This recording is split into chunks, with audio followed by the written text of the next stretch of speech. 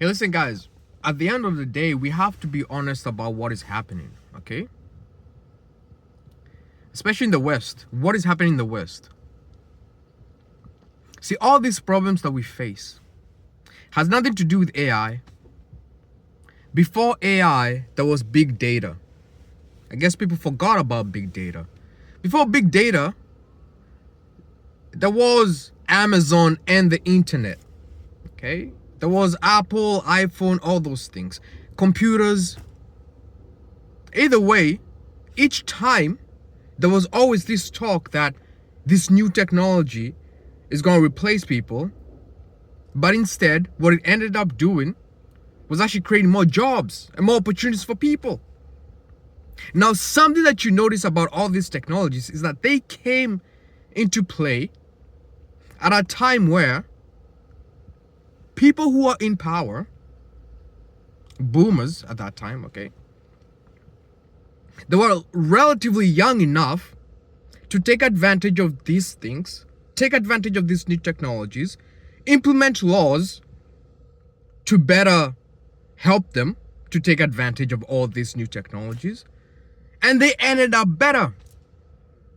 Now, throughout this process, they also did things like destroying, pensions, trying to do weird deals and banking deals that ended up destroying the economy, the 2008 and all that stuff. But all this stuff came from a time where boomers ran everything and they appreciated everything they received, all the good things.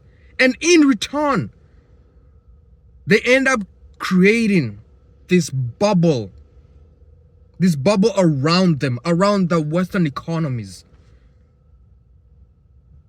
And this bubble is the reason why every single person in the West is suffering right now. What bubble is this? It's the bubble of boomers. Listen to me. As long as you're in America, at the end of the day, all companies care about, all governments care about in America is profits, right? But who created that policy? Shareholders. Who are the shareholders? Boomers.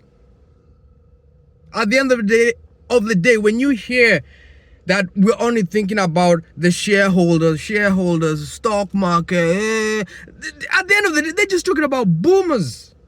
Okay? When we talk about housing crisis, they have 3 to 5 houses. Why would you think they care? You're talking about healthcare? As long as you're old in the West, healthcare is free for you. I don't know if anybody knew that. As long as you're old in the West, okay? You're living in the most social, okay, institutional entity that you can ever find yourself in. If you're old, listen, if you're old, you're living in socialism in the West. Okay? You get free stuff. Even healthcare, all this stuff. No matter how much you complain, blah, blah, I don't get services, as long as you're old in the West, everything is being given to you. Which means younger people have to sacrifice their lives so you can have a better life. Now, there's nothing wrong with that. Because we always had a system where if old people retire, that's fine. Then young people can keep working, take up the jobs that old people have left. Old people can retire, get pensions, and everybody's taking care of them, okay? Young people can then join the workforce and things flow. But now we have a system where boomers are the only people in the entire system. From getting hired, to maintaining the jobs, to having all the money, most of the power, which means even if we want to change things in the West for the better, unless all people agree to do that, we're never going to see any change.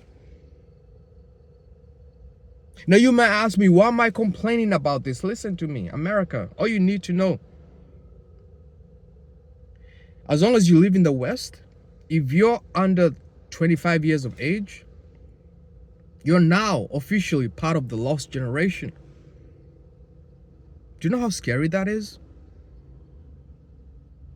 If you're 25 years of age in the West right now and younger, you're part of the lost generation. Your future is being stolen from you. And listen, I fully support young people, okay? I'm 33, so I fully understand what you're going through, okay? I have worked so many different jobs in America. When I tell you I've had every single job in America, Jesus Christ, I have worked hotels, hospitals, banks. Think about it. I have probably worked at your house. Do you guys understand what I'm saying? So I understand the plight of young people in the West. And it's not your fault. It's because you have a generation of old people that refuse to give up power, that refuse to change things for the better. Because as long as you're old in the West, you live a social life, a socialism life. Okay? Even when it comes to looking for a job, if you're older, it is easier for you to get a job. Nobody should tell somebody who's 25 years and younger that somehow it's easy for you to get a job. No, it's not. Once you turn 30 up, it's easier to get a job.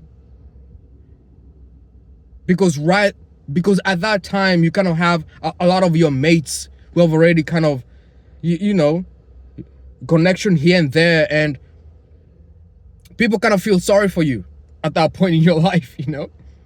But if you're younger, in your 20s, trust me, okay? I feel your pain. Okay? And the fact that we have, right now, in the West, we have governments that their only solution is to somehow recruit young men and women to go fight useless wars. We literally have an opportunity here to work together, to build a future, if just we do the right thing. Listen to me. In these coming few elections, young people, you gotta choose yourself. It's about time that young people become selfish in the West.